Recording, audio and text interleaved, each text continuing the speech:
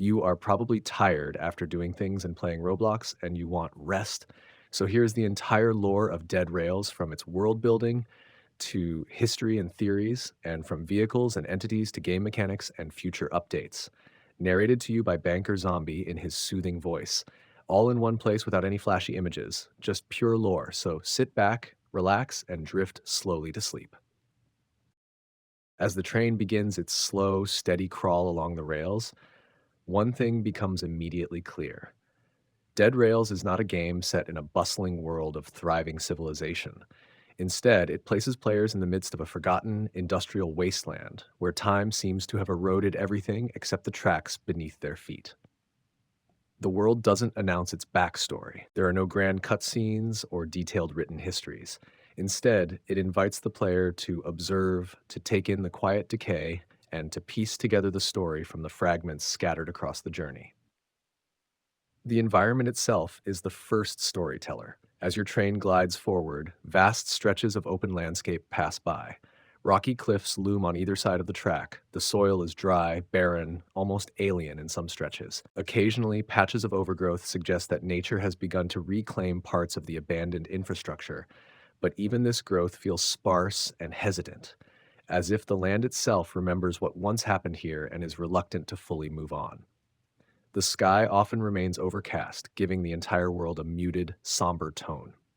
While day and night cycles exist, even in daylight, a sense of emptiness lingers, casting a subdued mood across the expedition. The railway is the central artery of this world. Without it, the survivors have no way to move forward, no way to gather supplies, and no way to escape the increasingly dangerous creatures that inhabit the landscape.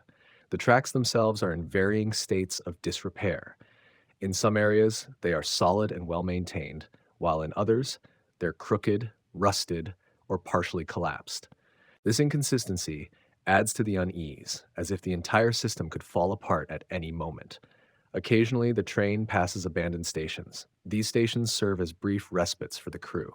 They allow players to disembark, scavenge supplies, and in some cases, trade with NPC vendors. But even in these locations, safety is temporary.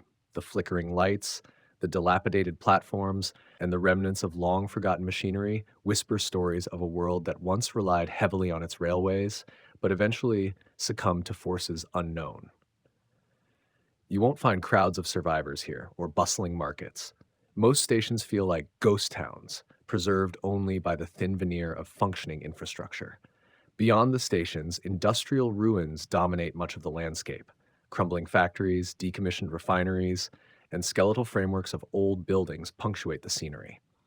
The sheer scale of these ruins suggests that whatever industry once thrived here did so on a massive scale. Conveyor belts sit motionless, rusted cranes lean precariously, and broken pipelines stretch off into the distance. But despite the industrial nature of these ruins, no living workers remain. No vehicles operate. No signals flash in warning. Instead, these places feel like they were abandoned in a hurry, leaving everything to fall apart under the slow but relentless pressure of time. Snowfields emerge as the train travels farther. In these colder regions, the landscape shifts dramatically. Snow blankets the ground, covering remnants of buildings and tracks alike. Trees stand still, their branches weighed down by ice. Visibility often drops due to heavy snowfall or dense fog, adding another layer of difficulty for those navigating these regions. The cold doesn't directly affect the players mechanically, but it reinforces the atmosphere of desolation. The snow seems to muffle even the faint sounds of the train's engine, allowing only the rhythmic clanking of the wheels on the track to break the silence. Then there are the mountainous regions. These areas introduce elevation changes that the train must navigate carefully. As the train ascends narrow tracks carved into cliff faces, the sheer drops on either side remind players just how isolated they are. Landslides and rockfalls occasionally block tracks, requiring manual labor to clear and continue forward. These moments not only break the monotony, but also provide opportunities for tension to rise, as players work quickly while knowing that enemies may lurk nearby, drawn by the noise and commotion. Underground tunnels serve as some of the most distinct sections of the railway network. When the train enters these dark corridors, visibility drops to nearly nothing. The headlights of the train illuminate only a few meters ahead, casting long, jittery shadows against the jagged tunnel walls. The environment feels claustrophobic here. The safety of the open sky is replaced by the oppressive weight of tons of earth overhead. Often, tunnels house collapsed debris, damaged tracks, and the occasional ambush by hostile creatures. The limited space also restricts movement, forcing players to coordinate carefully if they need to disembark to repair tracks or fight off attackers. Junctions and track switches appear periodically along the route. These intersections offer choices. Should the train take the left path or the right? Each route can lead to dramatically different outcomes.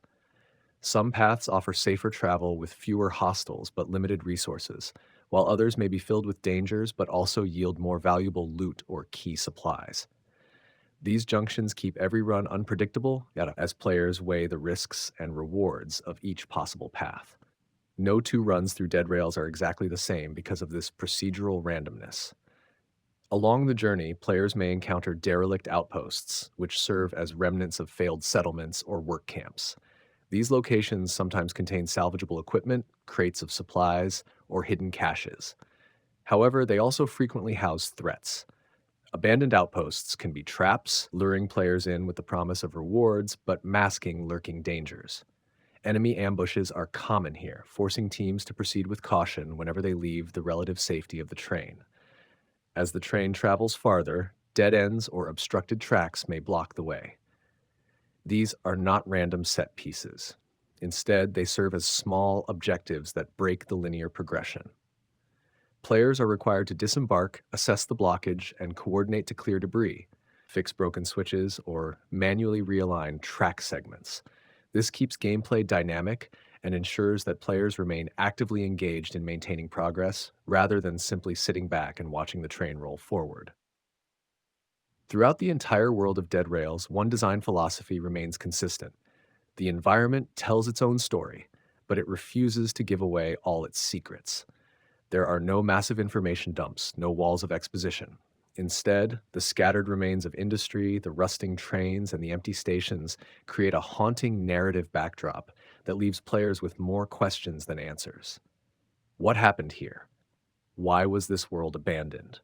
Were the industries that built these railways responsible for their own downfall, or did something far older and more dangerous contribute to the collapse? The developers have intentionally kept much of this ambiguous, fueling countless fan theories and discussions within the community. Even the most distant landmarks, visible only for a few moments as the train rushes past, seem carefully placed to trigger curiosity. A distant radio tower, barely standing upright, an old mining rig half swallowed by a frozen hillside, a crumbling skyscraper with its upper floors collapsed. These fleeting glimpses are never explained directly, but they contribute to a larger impression that this world was once vast, interconnected, and heavily populated before it fell silent. The game's audio design reinforces this sense of quiet mystery. The soundtrack is minimal, often fading into complete silence, letting the mechanical hum of the train engine and the metallic clatter of wheels on the rails dominate the soundscape. Occasionally, distant environmental sounds, howling wind, creaking metal, or faint echoes, add layers to the atmosphere. Even without enemies present, the world feels alive in its emptiness. The procedural generation system ensures that the world of Dead Rails remains unpredictable, no matter how many times a player boards the train. Routes change, station layouts shift, enemy placement varies, resource spawns move from run to run. This randomness forces players to adapt, plan on the fly, and work together to manage each unpredictable situation. It also means that players continuously encounter new combinations of challenges and scenery, preventing the gameplay from ever becoming fully predictable or routine. This world building approach, focusing on environmental cues rather than direct storytelling, sets Dead Rails apart. In many survival games, lore is delivered through logs, notes, or cutscenes. In Dead Rails, the world itself is the lore. Every collapsing structure, every abandoned machine, and every broken track speaks to a larger untold story. The world feels old, like something massive collapsed long ago, and now only echoes remain for the player to uncover. Even after hours of gameplay, players often report noticing new details in areas they've passed many times before. This depth keeps the experience fresh, as attentive players are constantly rewarded with new clues to the world's mysterious history. It also encourages discussion within the community as players share their discoveries and piece together theories about what truly happened to the world of Dead Rails. The absence of explicit narrative allows the community to play an active role in building the lore themselves. Online forums, Discord groups, and fan wikis are filled with speculation, map reconstructions, and detailed breakdowns of every environmental clue players have uncovered. This active community involvement has turned Dead Rails into more than just a game. It has become an evolving collaborative mystery, shaped as much by its players as by its developer. And so, as the train continues to advance deeper into the unknown, the world around it remains both familiar and mysterious. The same tracks carry every player forward, but no two journeys feel exactly alike. With each station passed and each ruined outpost left behind, the question remains: what lies at the end of these endless rails? What story is the world of Dead Rails still hiding beneath its layers of rust and silence? The world of Dead Rails continues to unfold with each mile of track that slips beneath the wheels. As players journey deeper, the subtle details within the environment start to reveal just how deliberately crafted this desolate world truly is. The world may feel empty at first glance, but for those who pay attention, every abandoned structure and weathered piece of machinery holds significance. One of the most haunting aspects of Dead Rails is its consistency in presenting a world that feels recently abandoned, yet deeply forgotten. The stations are functional enough to provide the bare necessities. The machinery still hums, the lights flicker, and certain vendors continue to trade. But there are no signs of a vibrant society, no large populations, no governments or organized factions that have maintained order. The world suggests a sudden or gradual collapse where only fragments of the old systems remain operational, enough to support passing survivors, but far from thriving. Electrical lines run parallel to portions of the tracks. Some still pulse faintly with power, others lay in tangled heaps on the ground. Cranes sit idle, their arms frozen mid-motion. Control towers lean slightly, windows shattered, control panels gathering layers of dust and grime. These elements suggest that whoever once controlled the rails abandoned their posts long ago, leaving systems to decay under the weight of time. The scattered remains of freight cars dot the journey. Some are toppled beside the tracks, their cargo long emptied or spilled across the ground. Others sit derelict on unused sidings, doors left open as if evacuated in haste. Occasionally, players might glimpse the skeletal remains of smaller outposts set back from the tracks, guard towers, storage sheds, and utility buildings, each one contributing to a growing sense of narrative silence. Beyond the immediate path of the train, distant silhouettes of towering industrial complexes occasionally rise on the horizon. Tall chimneys, wide cooling towers, and hollowed out mining rigs hint at the massive scale of industry that once fueled this world. But they are unreachable, always just out of the player's grasp, contributing to the haunting sense of isolation. They serve as silent witnesses to whatever event or slow collapse caused civilization to retreat entirely from this region. Even the natural world seems to have been shaped by the same forces of decay. In many regions, trees grow in twisted patterns as if bent under unseen pressures. Waterways near the tracks appear polluted, carrying unnatural colors or stagnant surfaces. Wildlife is conspicuously absent, replaced instead by the hostile creatures that now roam freely, untethered from any natural ecosystem. The world feels like it has been reshaped, possibly scarred by the industries that once dominated it. Occasionally, players will encounter ruined settlements that suggest pockets of post-collapse survivors attempted to rebuild. Makeshift barricades, improvised shelters, and small community hubs remain scattered across the landscape. Yet even these show no signs of long-term success. Broken walls, burnt-out vehicles, and abandoned camps suggest that whatever hope once existed here has long since faded. Throughout these ruined settlements, remnants of daily life remain frozen in place. An overturned chair next to a broken radio, empty crates stacked beside an unfinished campfire, personal belongings left behind, now coated in dust and rust. These details paint a quiet, somber picture of the final moments before abandonment. No dramatic battles or large-scale disasters are shown directly, but the absence itself becomes the story. People left, or they were taken, or they vanished. The weather system adds yet another layer of depth to the world's atmosphere. Sudden fog banks roll in, obscuring distant landmarks and reducing visibility to mere meters. Thunderstorms can appear unexpectedly, casting flashes of lightning across the barren terrain. The rain soaks everything, turning dirt roads into patches of mud while bouncing softly off the train's metal exterior. Snow continues to fall heavily in colder regions, sometimes accumulating on the tracks, coating everything in white, masking the ruins beneath a cold, silent blanket. Every shift in weather enhances the feeling of exposure.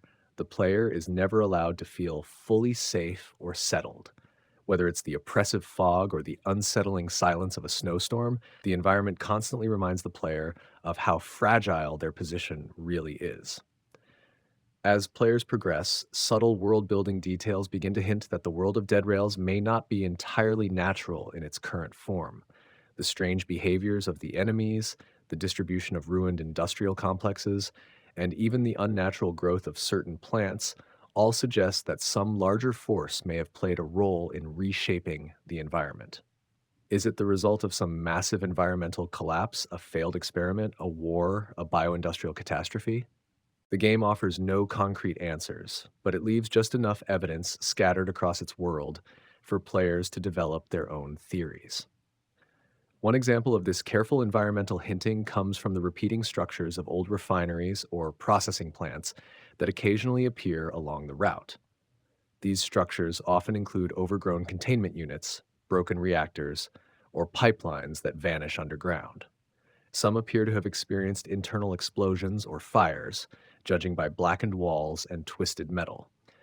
The scale of these facilities implies that resource extraction or heavy manufacturing once dominated this region, but with no functioning operations left, the exact purpose of these industries remains a mystery. Occasionally, the train will pass towering communication arrays or defunct radio towers. Some of these towers still blink faintly, suggesting that certain automated systems continue to operate despite the absence of human oversight. Were these towers used to control the railways? To transmit warnings? To monitor some larger event? Again, the game leaves these answers purposefully vague. Long bridges stretch across dried riverbeds or collapsed valleys. Their worn supports and missing sections force the train to slow down or take alternate routes, adding moments of tension to the journey. The bridges themselves feel ancient, suggesting that the railways have existed far longer than any one generation, perhaps serving many previous waves of settlers or industrial ventures before the current survivors began using them once again. At night, when the skies darken completely, the world feels even more alien. Without the natural glow of city lights or populated settlements, true darkness consumes the environment. Only the faint beam of the train's headlight pierces the void. Distant structures appear only as faint silhouettes, and even the sound of the train feels amplified in the silence. Nighttime amplifies the isolation, making each encounter with hostile creatures feel even more dangerous. The world sleeps around you, but something unseen always feels awake. The tunnels, in particular, embody some of the most intense moments of world building in Dead Rails. When the train plunges into these underground corridors, the sense of confinement becomes absolute. Flickering lights embedded in the tunnel walls provide intermittent visibility, while loose wires hang like vines from above. The sound design shifts dramatically here, emphasizing the hollow echoes of the train's movements and the unsettling creaks of the tunnel structure. Occasionally, players may spot maintenance equipment abandoned mid-repair, hinting that workers once attempted to maintain these stretches of track, but ultimately failed. The deeper one ventures into these tunnels, the more unnatural some sections appear. Large cracks in the tunnel walls expose underlying rock formations that seem disturbed or partially collapsed. Pools of stagnant water gather in low sections, while distant sounds, unexplained metal groans, faint screeches, or rhythmic knocking, echo faintly in the distance. The game never forces jump scares or cheap horror tactics here. Instead, it relies on the growing tension created by its world design, making every moment inside the tunnels feel like a quiet struggle between man, machine, and an uncaring world. Dead Rails uses these environmental techniques masterfully, crafting a setting that feels far larger than any one player can fully comprehend. Each piece of scenery contributes to a world that continues to function without fully explaining why. The machinery continues to hum, the tracks remain partially functional, but the world's former inhabitants are absent, leaving behind only their structures, their tools, and their failures. This silence creates a space where players become both explorers and interpreters of a forgotten history. And as the rails continue to stretch forward into the unknown, the player must continue adapting to whatever lies ahead. The world offers no comfort, no reassurance, and no promises. It only offers the next mile of track and whatever mysteries may lie beyond the bend. The heartbeat of Dead Rails is the train itself. More than just a vehicle, it becomes the player's lifeline, fortress, and primary tool for survival. Every clatter of the wheels against the steel tracks serves as a constant reminder that progress is being made, but at a cost. The train isn't simply a means of transportation. It's the center of the game's mechanics, its strategy, and its ever-present sense of vulnerability. When players first step aboard, they encounter a humble starting engine. It's functional but basic, offering just enough protection and power to get moving. The exterior shows its age. Patches of rust, scratched paint, and signs of field repairs done hastily with whatever materials were available. This is not a pristine machine rolling out of a factory floor. This is a survivor, much like its crew. The initial configuration of the train includes a basic engine car, a small control cabin, and a limited cargo section. As the train rolls forward, it becomes clear that expansion is not just possible, it's necessary. The further one travels, the greater the threats become, and the more demanding the logistical challenges grow. Resources are limited, and every decision about what to upgrade, what to repair, and what to sacrifice carries weight. Upgrading the train forms one of the central gameplay loops. Players can expand their train by attaching additional cars, each serving a unique function. Cargo cars allow for greater storage of supplies, wood, metal, food, and ammunition, while defensive cars can be fitted with mounted turrets or reinforced armor plating. Crafting stations enable players to refine raw materials into usable components, creating an onboard economy that must be managed carefully. Medical cars offer safe zones for treating injured crew members, while crew quarters provide rest and recovery. Each car added to the train increases its weight and complexity. Heavier trains move slower, burn more fuel, and require additional maintenance. Speed may need to be sacrificed for security, or vice versa. Balancing these trade-offs becomes an ongoing task, especially as new threats emerge along the route. The train systems are fully interactive. Players must actively manage the engine's power output, fuel levels, and repair status. Engines can overheat if pushed too hard for too long. Fuel sources range from scavenged coal to improvised biofuels, and running low can leave the train vulnerable and stranded. Maintaining the engine's performance while under attack or during hazardous environmental conditions adds tension to even the most routine stretches of travel. Defensive systems on the train vary in complexity. Early in a run, players may rely on simple barricades and handheld weapons to defend themselves. Over time, mounted machine guns, flamethrowers, and even electrified barriers can be installed on defensive cars. Automated turrets offer covering fire during ambushes, but they draw on limited power supplies and require ongoing maintenance. In some cases, players may need to disembark entirely, taking up defensive positions outside the train to fend off larger or more organized enemy assaults. Customization extends to the interior as well. The living quarters can be outfitted for comfort or efficiency, depending on player preference. Bunks can be installed to allow crew members to rest in shifts. Workbenches can be placed for ongoing crafting projects. Even small details like lighting, decoration, or storage arrangement reflect player choices and add a sense of ownership to the evolving train. But the train is not invincible. Structural damage can be sustained from creature attacks, environmental hazards, or mechanical failures. If a key component is destroyed, such as the engine, fuel lines, or braking system, the entire expedition can be jeopardized. Repairs require both time and materials, forcing players to carefully prioritize which systems are stabilized first. Throughout Dead Rails, weather conditions directly impact the train's performance. Heavy snow may slow progress, ice can accumulate on critical components, and strong winds may threaten the stability of lightly secured cargo. Visibility drops during fog or storms, making it harder to anticipate upcoming obstacles or enemy ambushes. These environmental effects turn even simple travel into a constantly shifting challenge. Derailments are a constant threat.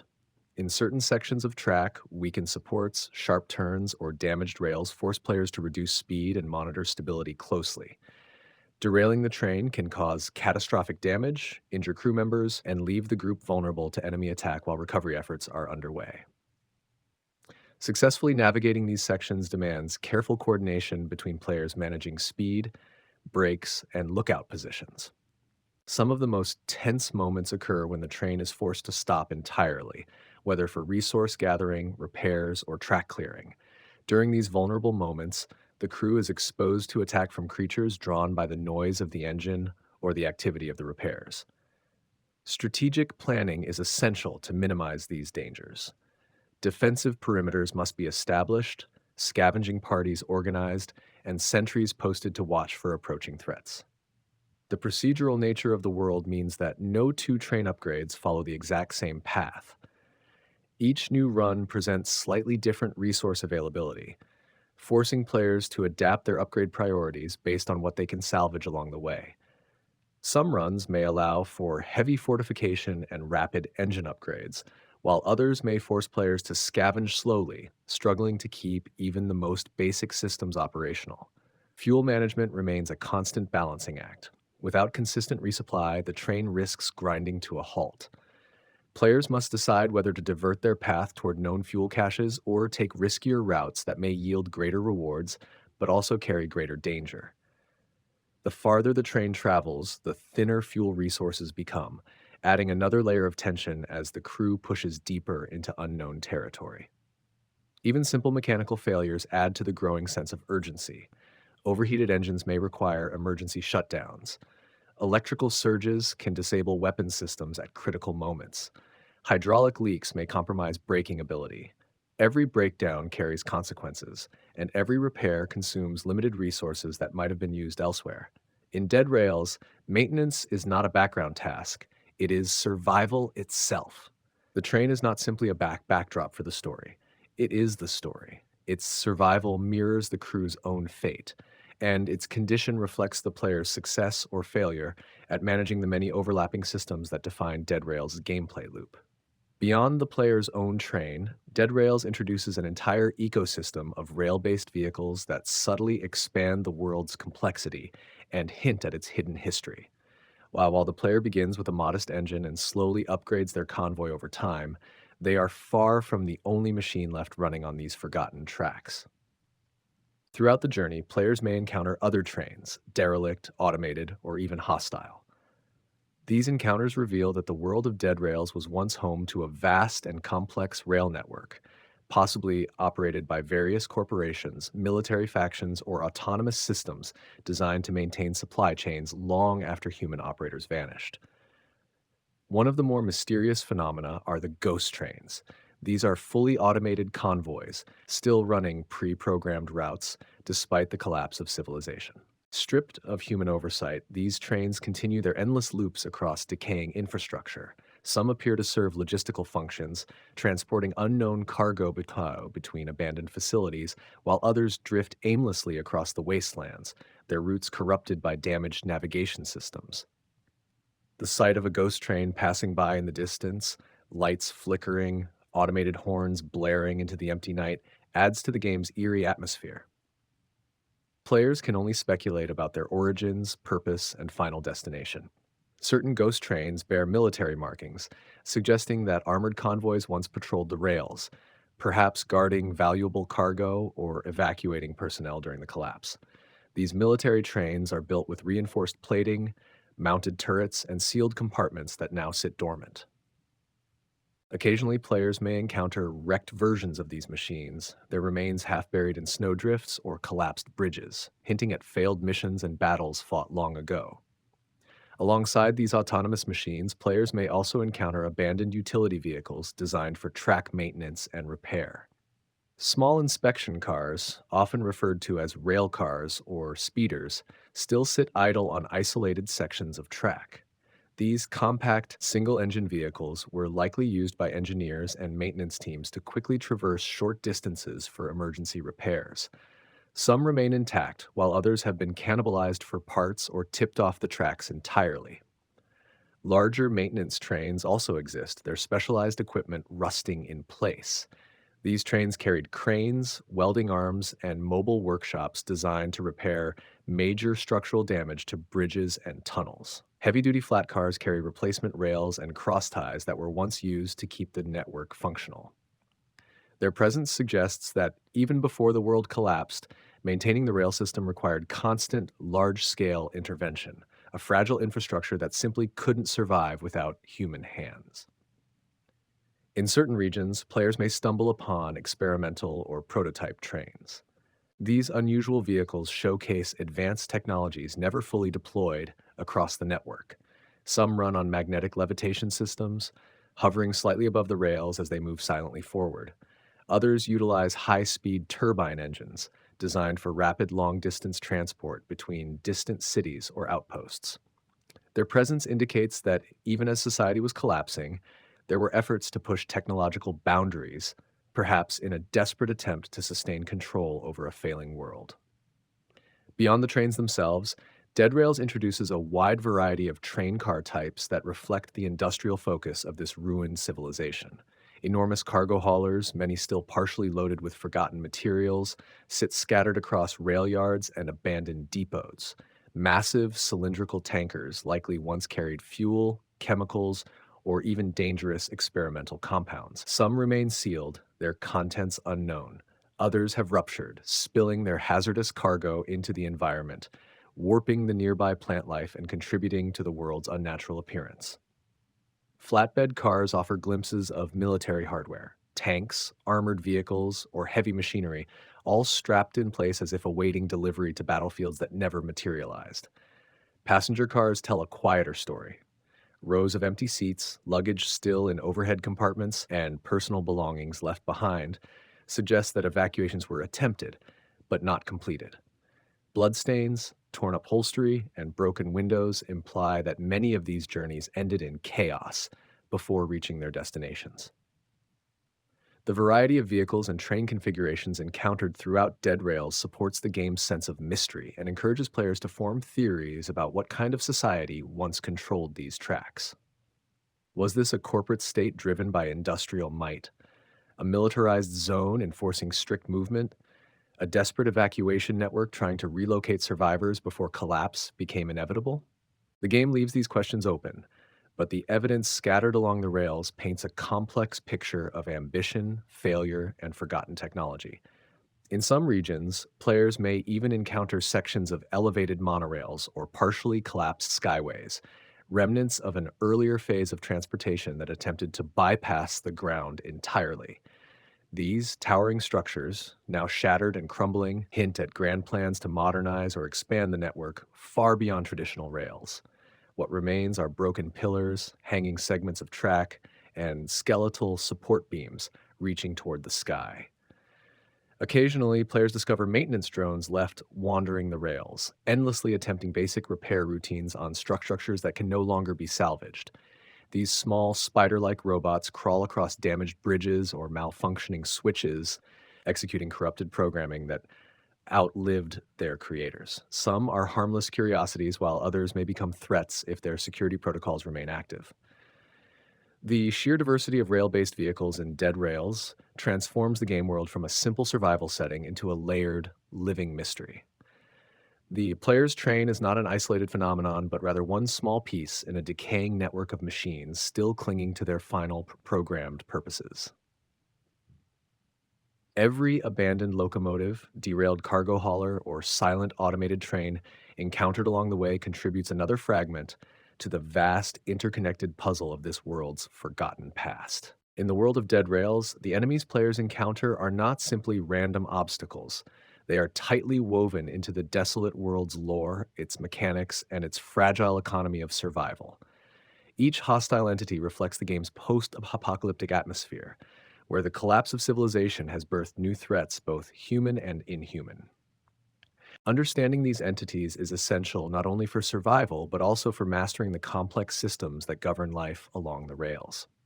The most frequently encountered threats are the infected, often referred to simply as zombies. These are not the slow, shuffling undead of old horror films. Instead, they are a diverse and increasingly dangerous spectrum of what remains of the human population, corrupted by the deadly Agent 15 bioweapon.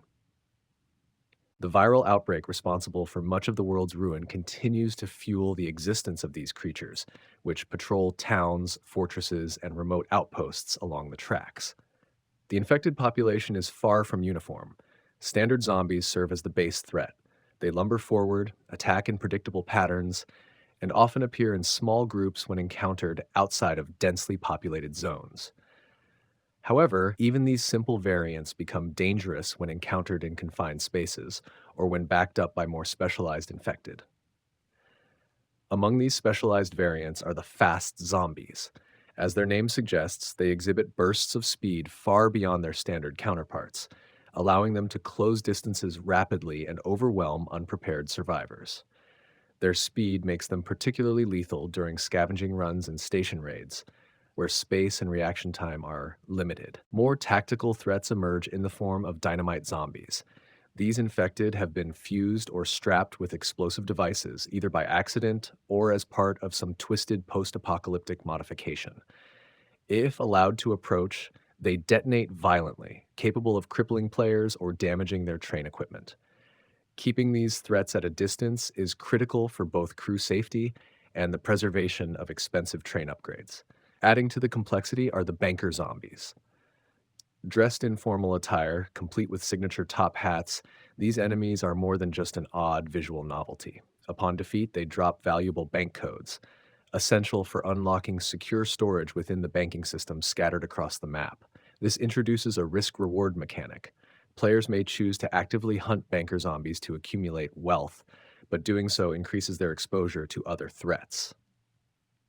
The infected also appear in more militarized forms. Sheriff zombies wield revolvers, representing former lawmen corrupted by the outbreak but retaining their firearms and some measure of deadly skill. Their revolvers deliver quick, ranged attacks, forcing players to engage in cover-based skirmishes or carefully timed counterfire. Alongside them, soldier zombies maintain combat stances and coordinated attacks, often equipped with shotguns or other firearms that allow them to lay down suppressing fire or ambush players in fortified locations. Among these armed infected is one particularly notable figure, Captain Prescott. As a powerful soldier variant, Prescott is equipped with both superior firepower and significantly more resilience than his counterparts.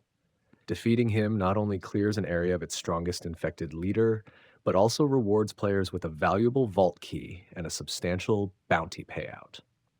Encounters with Prescott are often some of the most intense firefights players will face outside of boss battles. As the infection progresses into higher risk zones, players encounter ironclad zombies. These heavily armored infected are protected by scavenged steel plating, rendering standard firearms nearly useless against them. While their movement remains slow, their durability forces players into close quarters, where melee weapons or specialized armor-piercing rounds become vital. Mismanaging these encounters often leads to unnecessary injuries or equipment degradation. The infected are only part of the threat landscape. Humanity's collapse has left behind survivors who have abandoned all pretense of order or law. These are the outlaws, human adversaries who serve as the most direct competitors to the player's resources and safety. Outlaws roam the wildlands, establishing fortified camps, patrolling ruined towns, or laying ambushes along vulnerable stretches of track. Outlaws come armed with a variety of weapons: revolvers, shotguns, and rifles. Each weapon dictates the outlaw's combat style. Revolver wielders excel at rapid, close-range gunfights. Shotgun outlaws favor aggressive rushes designed to quickly overwhelm with heavy bursts of damage. Riflemen keep their distance, engaging in precision attacks that test players' ability to use cover effectively. In certain situations, outlaws take to horseback, dramatically increasing their mobility and lethality.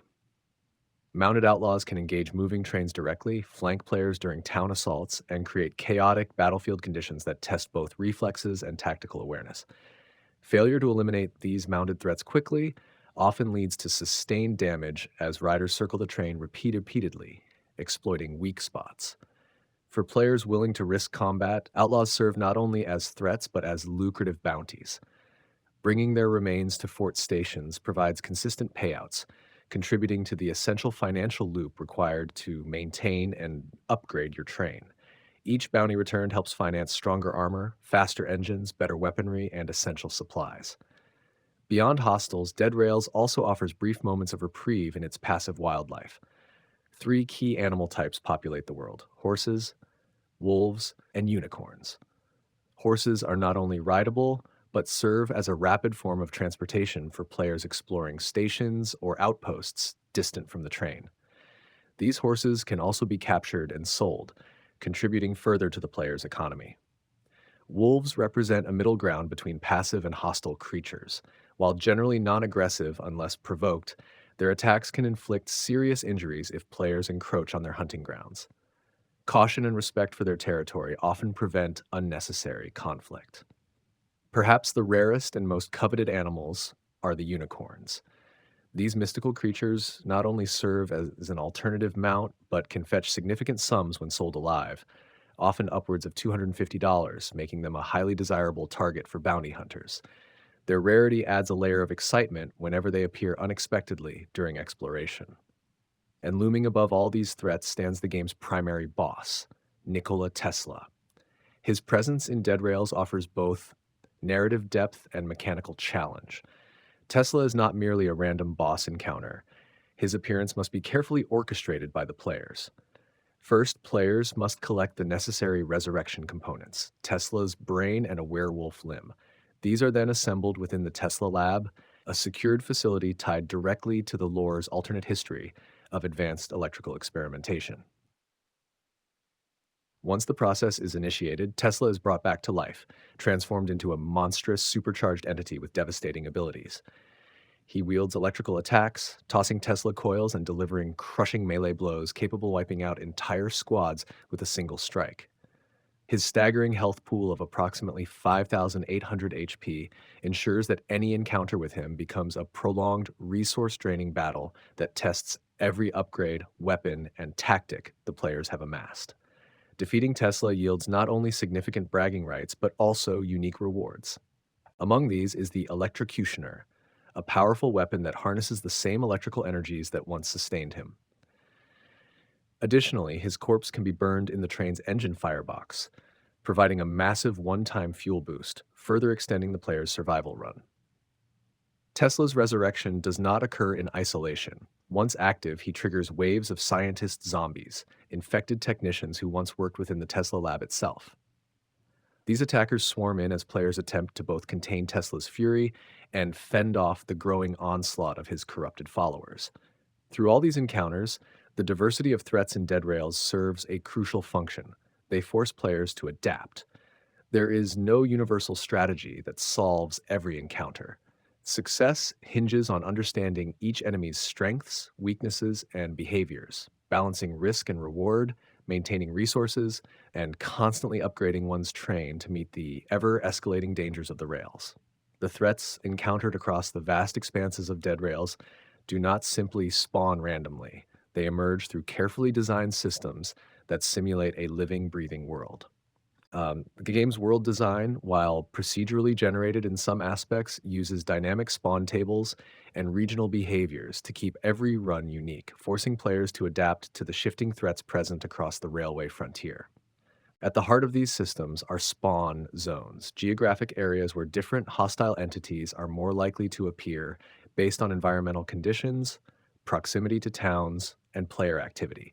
The closer a train passes to towns or fortresses, the more densely populated these areas become, with zombies, outlaws, or combinations of both. Conversely, open stretches of wilderness may present opportunities to encounter wolves, unicorns, or wandering mounted outlaws patrolling the wilderness for their next ambush. Within these zones, the game employs dynamic spawn scaling based on the number of players, their armament, and the overall train upgrades acquired over the course of a run. The more advanced your train becomes, the more likely stronger enemies, such as ironclad zombies or heavily armed outlaw patrols, will be triggered. This escalation system ensures that success brings its own risks as power attracts greater danger. There is no coasting in dead rails. Comfort is punished. Adding to the sense of dynamic danger are world events, unique scripted encounters that break up the standard rhythm of the rails. These include derailments, where trains can crash into obstacles or fail maintenance checks, forcing players to scramble in vulnerable territory as hostiles close in. Ambush events trigger sudden appearances of outlaw groups along critical junctions, sometimes coordinated with zombie waves. Players must rapidly switch from exploration to survival mode in a matter of seconds. One particularly deadly world event involves the Tesla Resurrection event. While summoning Tesla is technically player triggered, once the ritual begins, the game shifts into a full scale boss event. The Tesla lab becomes a war zone as waves of scientist zombies flood into the chamber during the summoning sequence, followed by Tesla's own violent awakening. If players fail to control the lab before Tesla fully revives, they risk being overwhelmed from every direction. Um, while these threats represent direct enemies, indirect environmental hazards further shape the challenge. The railway infrastructure system includes destructible bridges, broken rail segments, and fuel shortages, each of which can strand the train in highly vulnerable territory. Trains must be carefully maintained and fueled, as running out of fuel not only immobilizes your locomotive but attracts surrounding hostiles who converge on the stalled train. Outposts and towns serve as temporary safe havens, but often come with their own dangers. Fort stations house outlaw factions entrenched in fortified buildings, while remote settlements may be completely overrun by zombies, especially if the infected have overwhelmed local defenses. Deciding when to enter these locations becomes a balance of risk and potential reward. Loot, supplies, or even rare animals may be present, but so too are waiting hordes. The factions operating in dead rails also play a subtle but important role. While most enemies can be loosely categorized as either infected or outlaw factions, there are variations within these groups. Certain outlaw bands favor ranged ambushes and sniping from rooftops, while others use close quarters swarm tactics designed to overwhelm the player through brute force. In some cases, outlaw groups appear as organized raiding parties, suggesting the existence of warlord figures orchestrating larger criminal enterprises across the dead zones. Infected populations also evolve depending on the region. Densely urbanized ruins may spawn scientist zombies even outside of Tesla events, reflecting how many researchers fell victim to their own experiments as Tesla's technology destabilized. These zombies often appear near laboratories, research sites, and power grid nodes, suggesting that the infection spread rapidly through the scientific community during the collapse. The deeper lore of Dead Rails ties these threats back to the technological ambitions of the old world, particularly the failed experiments of Nikola Tesla. In this alternate timeline, Tesla's work extended far beyond electricity and wireless energy. His attempts to manipulate electromagnetic fields, gravity, and even life itself are hinted at throughout the world, evidenced by the hybrid horrors now roaming the rails. The uncontrolled use of Tesla coils, power amplifiers, and biological experimentation created unstable anomalies, many of which still pulse with strange energy in isolated research labs and black sites hidden along the tracks. This fusion of technology and infection has led some to speculate whether certain zombie variants, like the armored ironclads or hyper aggressive fast zombies, may have been experimental prototypes in a desperate attempt to militarize Tesla's discoveries before the world fell apart.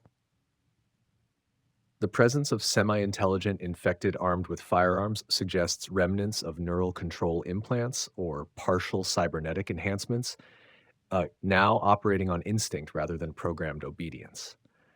The natural world, too, has been affected by these cataclysms. Reports of mutated wolves, slightly larger and more aggressive than pre-apocalypse wolves, suggest that the bioweapon has begun to affect local fauna, though not yet to the extreme mutations seen in human populations. Meanwhile, the existence of unicorns remains something of a scientific mystery. Whether these creatures are remnants of genetic experiments, radiation-induced mutations, or simply rare anomalies spawned from the energy distortions surrounding Tesla's old laboratories, their presence adds an eerie beauty to an otherwise hostile world. Resource scarcity further influences enemy behavior. The infected are drawn to noise and light, both of which increase dramatically as the train grows in size and capability. Steam discharges, engine noise, gunfire, and lighting all contribute to threat awareness, making stealth runs nearly impossible in the late stages of survival. Outlaws, too, are drawn to rumors of heavily upgraded trains, seeing them as mobile banks ripe for looting. As players progress deeper into the Dead Rails wasteland, patterns emerge that highlight the fragile, decaying world around them.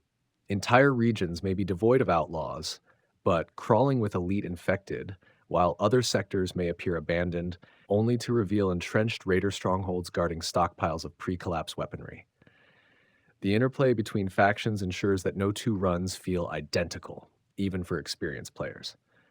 Finally, the singular presence of Tesla himself serves not just as a boss, but as a living reminder of the hubris that destroyed the world.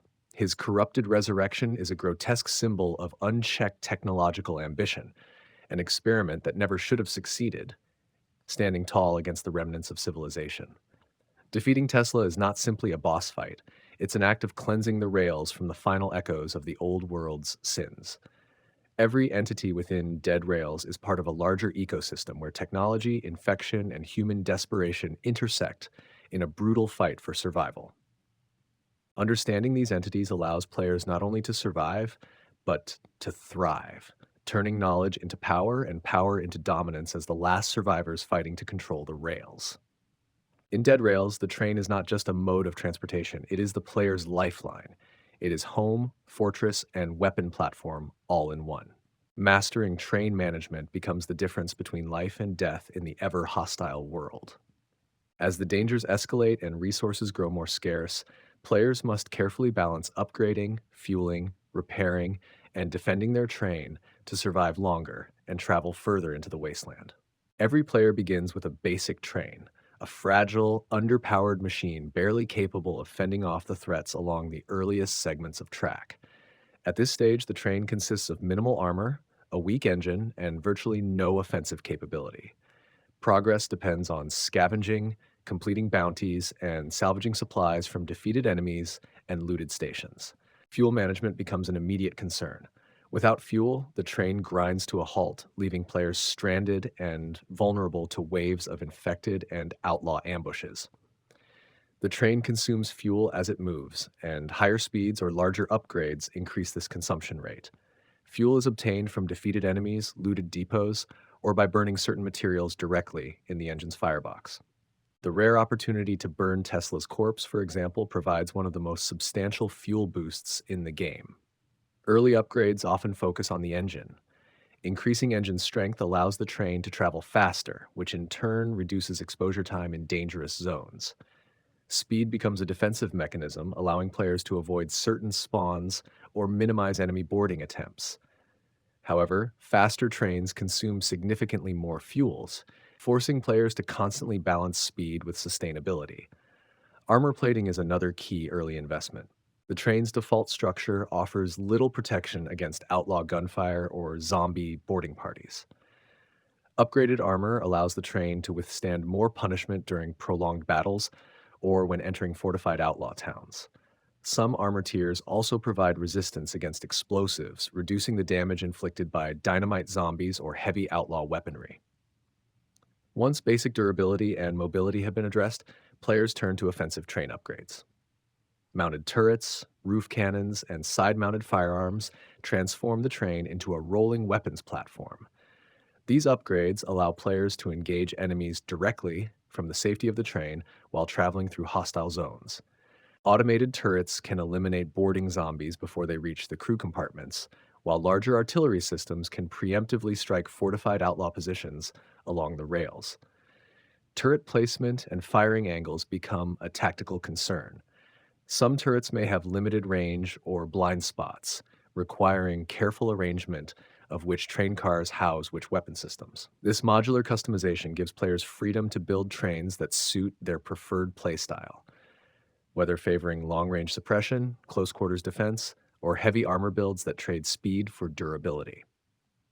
Beyond the primary train structure, the train cars themselves offer multiple upgrade paths. Cargo cars can be expanded to carry more supplies, loot, and fuel reserves. Passenger cars can be converted into barracks or medical bays, allowing players to heal more quickly after engagements.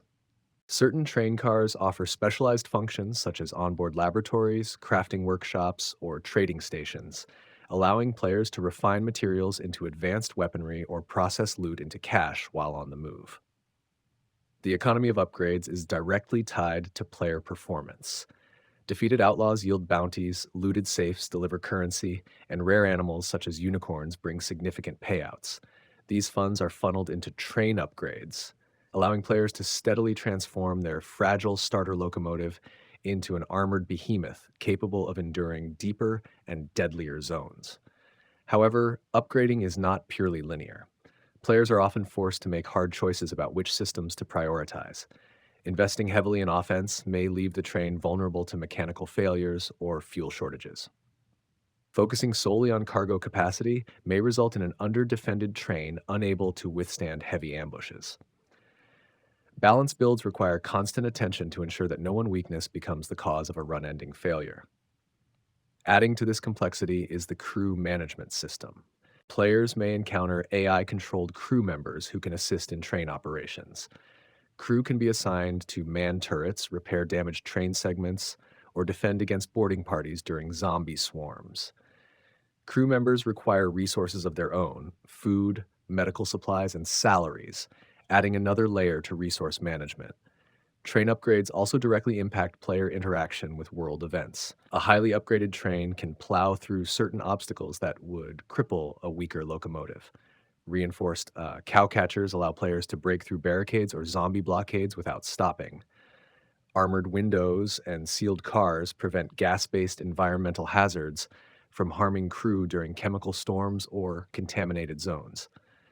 The most ambitious upgrades introduce experimental technology tied to the world's deep lore. Tesla-based enhancements allow trains to generate electromagnetic shields or power advanced coil-based weaponry that fires devastating electrical bursts. These upgrades come at a high cost, but offer unparalleled defense against even the most dangerous enemies, including Tesla himself. Accessing these technologies often requires defeating elite enemies, looting high security laboratories, or gathering rare components scattered across the map. Ultimately, every choice made in train customization reflects not just preference, but adaptation to the escalating threats of the world. A reckless player may invest heavily in offense, relying on sheer firepower to clear threats before they can inflict damage. A more cautious survivor may emphasize armor and fuel capacity, prioritizing sustainability and long-distance travel. Both approaches are valid, but neither guarantees survival. The world adapts as well, constantly presenting new obstacles that test the limits of every train build. Even fully upgraded trains are never invincible. No amount of armor will save a player who underestimates a dynamite zombie breach, or who allows Tesla to corner their crew inside a compromised car. The game demands constant vigilance, creative thinking, and respect for the fragile balance that defines life along the rails. In Dead Rails, the train is more than steel and wheels. It is a living extension of the player's will to survive. Every bolt, every turret, and every car tells a story of past victories, close calls, and the ever-present threat waiting just beyond the next bend in the track. As survivors grow stronger in Dead Rails, the complexity of train customization deepens. What begins as basic survival transforms into full-scale engineering, optimization, and mastery over the rails. The game rewards players who understand not just how to fight, but how to efficiently turn every battle, every resource, and every decision into an edge that extends their survival one more stop, one more town, one more day.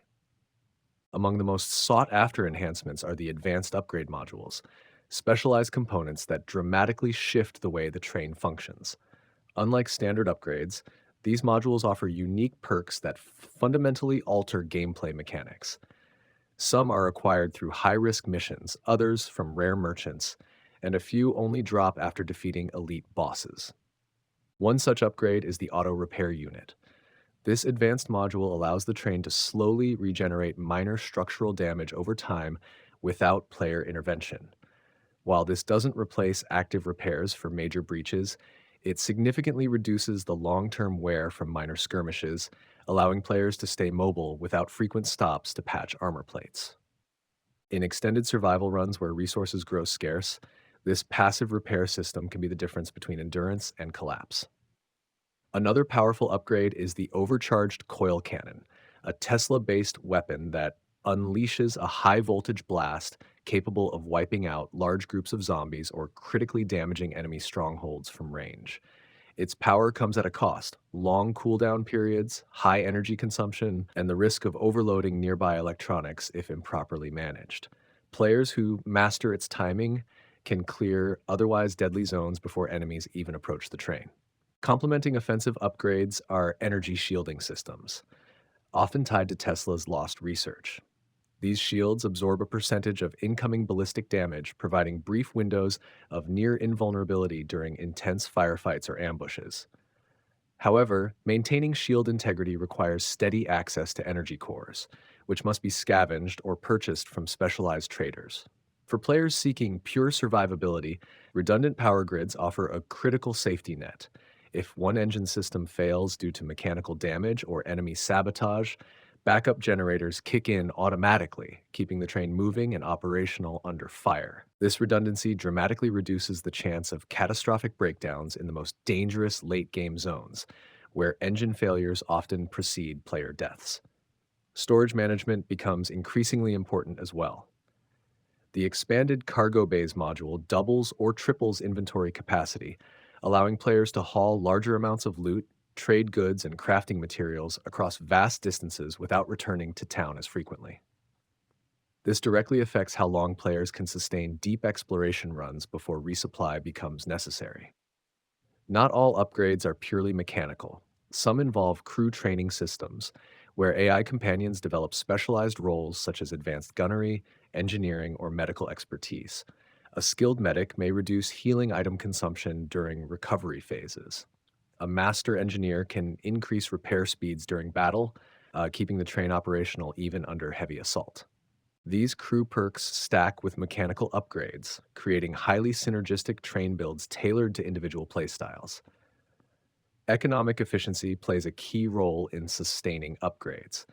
Players who prioritize trading stations or black market cars aboard their train can turn surplus loot into valuable currency while still traveling through dangerous sectors. Trading modules allow for constant profit generation without returning to stationary outposts, opening up long distance trade routes that bypass heavily fortified regions entirely. Some of the rarest and most coveted upgrades are directly tied to world exploration. Hidden laboratories scattered throughout the map may contain prototype power cores, which unlock entirely new tiers of technology. For example, experimental plasma weaponry offers devastating short-range area of effect attacks, useful for clearing densely packed zombie boarding parties attempting to swarm the train from multiple sides. Environmental management also factors heavily into survival optimization. Weatherproofed insulation modules protect the train from hazardous zones like acid storms, radiation belts, and Tesla flux fields, preventing crew debuffs and mechanical failures caused by environmental exposure. These specialized defenses expand the viable map regions players can traverse safely, opening up late-game sectors rich in high-value loot and rare enemies. The process of acquiring these advanced upgrades often requires venturing into the game's most dangerous locations: abandoned military complexes, corrupted research stations, or heavily infested megacities overrun by elite infected.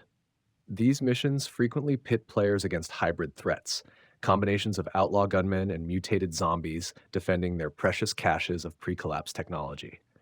Long-term survival also demands careful fuel economy mastery. While early game trains run on common fuel sources like coal or salvageable organic materials, advanced trains may be fitted with Tesla reactor converters, allowing players to harness the raw electromagnetic energy found near Tesla nodes scattered throughout the world. These reactors dramatically extend travel range, but carry the risk of unstable power surges if improperly calibrated. As players push deeper into late game survival, a fascinating meta layer emerges: resource loops. Experienced players establish predictable trade routes, harvesting high yield sectors, while carefully rotating between supply rich outposts and upgrade stations. These loops generate steady income and resource flow, fueling further upgrades and minimizing exposure to high risk zones outside of planned excursions. Some survivalists even employ modular train layouts, maintaining multiple interchangeable cars specialized for different mission types. One loadout may focus on heavy combat for boss fights, while another emphasizes cargo space for trade runs or medical capacity for crew recovery operations. This modular approach allows maximum adaptability depending on current game objectives. But even with fully optimized builds, the world of Dead Rails ensures no build is truly safe. The random generation of enemy spawns, world events, and faction behavior guarantees that complacency is punished.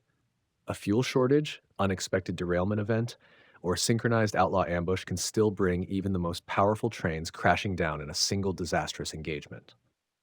Ultimately, train customization in Dead Rails is a delicate balancing act of offense, defense, logistics, and adaptability. Every upgrade comes with trade-offs, and every system interacts with the world's shifting dangers in subtle ways. The best survivors are not necessarily the most aggressive, nor the most cautious, but those who read the terrain, anticipate threats, and build trains capable of adapting to the rail's ever-changing landscape. In this brutal, unrelenting world, the train is not just a vehicle. It is the player's soul, extending across steel tracks into the unknown, growing stronger and more intricate with every mile traveled, every battle won, and every threat overcome. The world of Dead Rails exists in the aftermath of a failed civilization, a world twisted not by a singular event, but by the relentless march of unchecked ambition. Buried beneath shattered settlements, broken locomotives, and the ever-present groan of the infected is a story that stretches back more than a century, a story of human arrogance, dangerous science, and unintended consequences. Long before the infected ruled the rails, the seeds of collapse were planted in 1899. That year, medical papers began circulating globally, documenting the rapid and unexplained spread of a mysterious illness. At first, it appeared to be nothing more than a regional outbreak, a strange viral condition emerging across rural settlements and remote industrial towns. But as the months passed, the infection began to defy categorization. Victims reported hallucinations, cognitive decay, and eventually uncontrollable aggression.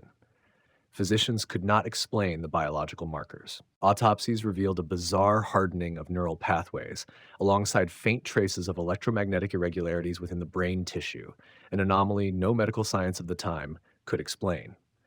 Some began to quietly suggest that the illness was not entirely natural, but the product of human tampering. In academic circles, whispers grew louder that secret experiments had been underway, combining early-stage electromagnetic research with experimental neurology. But these were dismissed as conspiracy, as the world had already fallen under the sway of a man who would reshape its future, Nikola Tesla. In this timeline, Tesla's achievements expanded far beyond anything our own world witnessed. His breakthroughs in wireless energy transmission, high-frequency oscillation, and controlled electromagnetic fields redefined every major industry. Cities became wired into Tesla's energy grid, glowing under the hum of his great towers. Governments collapsed under the pressure of rapid technological revolution. Oil and coal monopolies vanished almost overnight. Tesla's influence was not just global, it was total. But for every triumph, there were shadows lurking beneath the surface. In secret laboratories, Tesla's theories were pushed beyond safe limits by powerful factions eager to unlock the ultimate prize, the ability to control life itself. By the early 20th century, experiments combining electromagnetic stimulation with regenerative medicine began in hidden research centers. The results were monstrous. Test subjects exposed to high-frequency electromagnetic fields initially exhibited rapid cellular regeneration. Wounds closed in seconds. Degenerative diseases reversed. But over time, these individuals displayed severe cognitive instability. Thought patterns broke down. Aggression replaced rationality. Motor functions became erratic. And finally, many degenerated into a frenzied semi-conscious state, driven by an overwhelming hunger for organic matter. It was the genesis of what the world would come to know as the infected. Though the early outbreaks were suppressed, they were never fully contained. Underground factions seized upon the technology, refining the process to create more controllable or weaponized versions of the infection. Some military experiments even succeeded in producing temporary super soldiers. Their combat reflexes heightened, their pain receptors disabled, their minds partially shackled to wireless command nodes. But none of these attempts proved stable for long. Tesla himself reportedly distanced from these biotechnological horrors, focusing instead on expanding his global wireless energy grid. But his silence remains one of history's greatest mysteries. Whether through guilt, fear, or secret involvement, his public presence diminished as his influence only grew. Eventually, rumors spread of a secret project, a final, untested experiment known as the Project. If successful, it would create a centralized global reactor capable of sustaining all life on Earth through perpetual wireless power. If failed, it could destabilize biological and atmospheric systems on a planetary scale. And then came the true collapse. In an event now referred to in scattered survivor logs simply as the Surge, entire regions fell dark overnight. Energy towers overloaded. Electromagnetic storms tore through the skies. The infected spread in waves, their aggression amplified, their mutations more severe. Civilization unraveled within months. Out of the ruins rose the outlaws, survivors, warlords, ex military, and rogue scientists who seized control of the remaining functional technology. These factions split into rival warbands, fighting viciously over train routes, fuel caches, energy hubs, and black market laboratories. Some used captured infected as weapons, others worshipped them as divine evolutionary beings. The infected themselves began to diversify, evolving through exposure to unstable Tesla fields. The early infected, slow, shambling husks gave rise to far more dangerous variants. Stalkers developed enhanced speed and predatory instincts. Crawlers lost the ability to stand, but compensated with horrifying mobility, contorting their bodies in unnatural ways. And then there are the Tesla revenants, infected fused with experimental coil technology, emitting fluctuating electromagnetic pulses capable of disabling train systems and frying delicate electronics mid-assault. Survivors who whisper around campfires speak of even worse horrors hidden deeper in the forbidden zones. Regions so saturated with electromagnetic radiation that even fully upgraded trains hesitate to pass through. It is believed that beneath these zones lie the abandoned core vaults, massive subterranean facilities where Tesla's greatest and most dangerous experiments may continue even now, operating autonomously long after humanity lost control.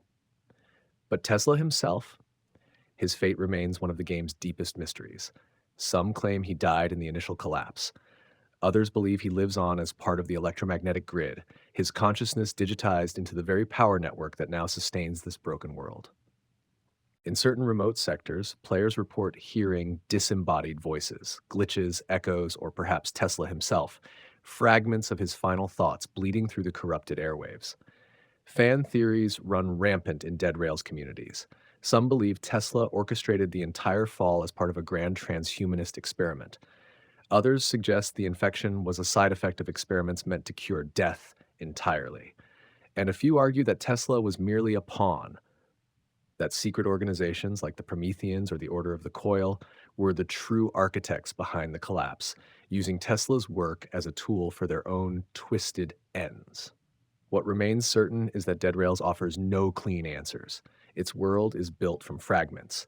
Corrupted research logs, abandoned train manifests, scribbled survivor journals, and malfunctioning AI broadcasts. Every mile of rail hides another secret. Every derelict station contains another piece of a puzzle no one has fully solved. In this world, the rails stretch endlessly across the ruins of ambition. The trains that now thunder through this dead landscape are not simply machines of survival. They are vessels carrying humanity's last broken hopes across a world forever scarred by the pursuit of forbidden knowledge. And somewhere out there, whether beneath the earth or in the invisible pulses of a dying power grid, Tesla's legacy lives on, watching, waiting, and perhaps still experimenting. As Dead Rails continues to evolve, its world expands not just through official updates, but through the vibrant imagination of its community. The developers have steadily released content that deepens the mystery of this broken universe, new zones to explore, rare enemies to encounter, and puzzles that hint at secrets yet unrevealed. But beyond the patch notes and update logs, the lifeblood of Dead Rails lies in the theories and speculations that fans share. connecting dots between cryptic in-game events and unexplained phenomena. Players eagerly anticipate future expansions that will unlock more of the world's hidden corners. Among the most anticipated are the rumored core vault explorations, subterranean labyrinths that promise to challenge even the most hardened survivors. These vaults are believed to house advanced Tesla machinery, experimental weaponry, and perhaps clues to the fate of Nikola Tesla himself. Some speculate that these vaults could introduce entirely new enemy types, enhanced infected or mechanical guardians designed to protect Tesla's final secrets.